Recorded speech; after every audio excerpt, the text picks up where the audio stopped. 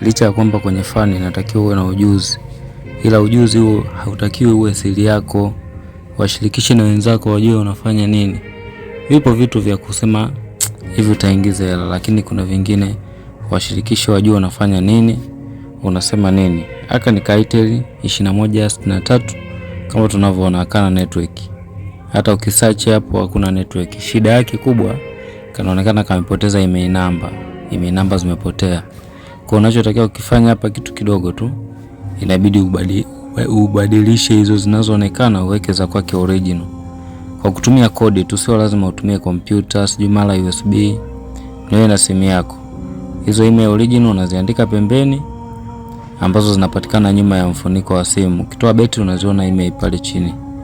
Unachukua, unazinote kisha unaanza kuziandika. Kodi yenyewe ni moja tu ambayo itakusaidia kwenye baadhi ya Itel na Tecno. Bonyeza hiyo nyota leli 0160 leli. Ukibonyeza hiyo inakuletea uwanja wa kuandika email.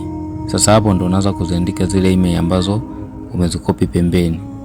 Hakikisha ukosei, kwa sababu ukikosea bado swala la network litakuwa halipatikani.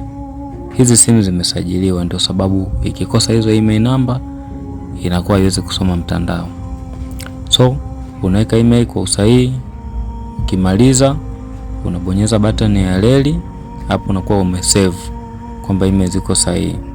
Baada hapo unaweza ukaizima simu na kuwasha ili itunze kumbukumbu. Tunaona hapa tukiangalia email zetu zinaonekana kama zimeshaingia email 1 zile ambazo tulizikopi kwenye daftari. Sasa unaizima simu, unaiwasha tena ili start upya na hizo email mpya. Ila sasa ukumbuke, maana swala la kubadilisha email namba hili haliruhusiwi kisheria.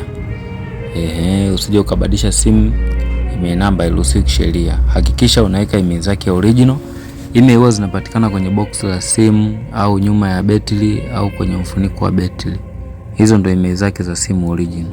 Tunaona hapa simu imeshakubali, imekaa fresh. Share na wenzako na wenyewe wajifunze.